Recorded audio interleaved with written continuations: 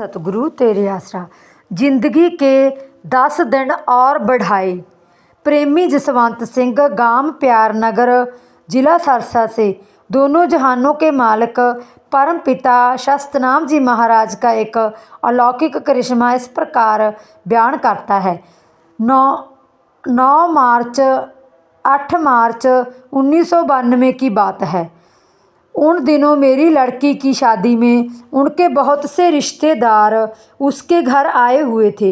विवाह लगन से 4 दिन पहले मेरी बड़ी बहन मायाबाई, पत्नी श्री बख्शाराम, जो गांव चांदवारी जिला फजलका से आई हुई थी, अचानक सख्त बीमार हो गई। उसे तुरंत अस्पताल में दाखिल करवाया गया।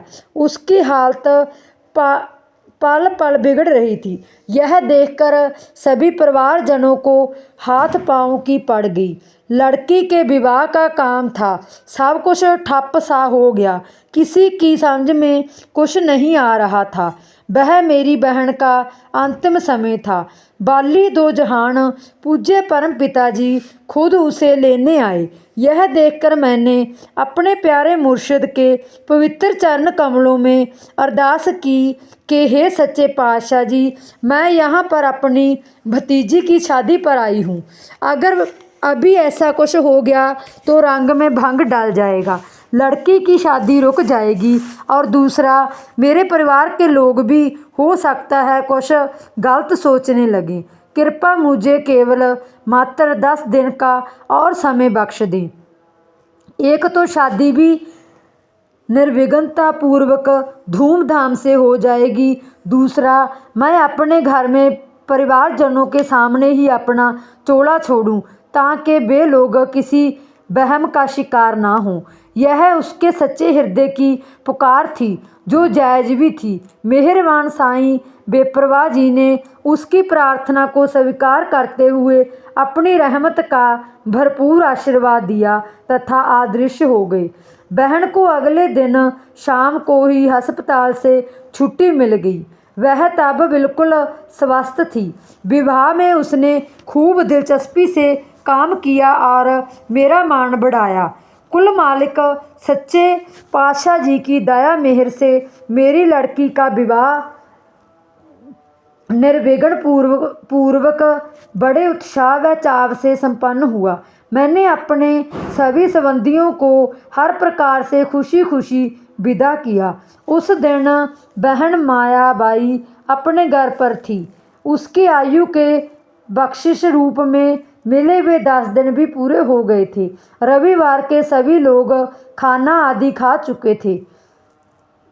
बहन अपनी चारपाई पर लेटी हुई थी। अपना अंतिम समय निकट आया देखकर उसने अपने परिवार के सभी सदस्यों को अपने पास बुलाया। उसने स्पष्ट शब्दों में कहा कि उसका अंतिम समय है। बाली दो जहान परम पिताजी खुद उसे लेने आ गए हैं। उसके पास बैठी बहन अमर कौर ने कहा कि ना तो महाराज जी के दर्शन होते हैं और ना ही ऐसा कुछ दिखाई देता है। वह तो अच्छी भली है, उसे कुछ नहीं होने वाला, वैसे ही वहम कर रही है। इस पर बहन मायाबाई ने कहा कि कुल मालिक परम पिताजी बिल्कुल उसके सामने खड़े हैं। वह अपने सतगुरु जी के साथ अपने घर को जा रही है। इतना कहकर उसने धन धन सतगुरु तेरा ही आसरा का नारा लगाया तथा अपनी आंखें बंद कर ली। सर्वसमर्थ सतगुरु अपने हर जीव की इसी प्रकार संभाल करता है। वह दोनों जहानों को बनाने वाला है। वह सर्वशक्तिमान है। दोनों जहानों की सभी शक्तियाँ सतगुरु के अधीन हैं। प्रभु परमात्मा का लिखा हुआ पूरा सतगुरु बदल देता है, परंतु जो मुर्शिद ने कर दिया वह अटल है। जैसा कि इस उपरोक्त प्रमाण से स्पष्ट है। खुद खुदा मेहरबान परम पिताजी ने बहन की प्रार्थना के अनुसार उसे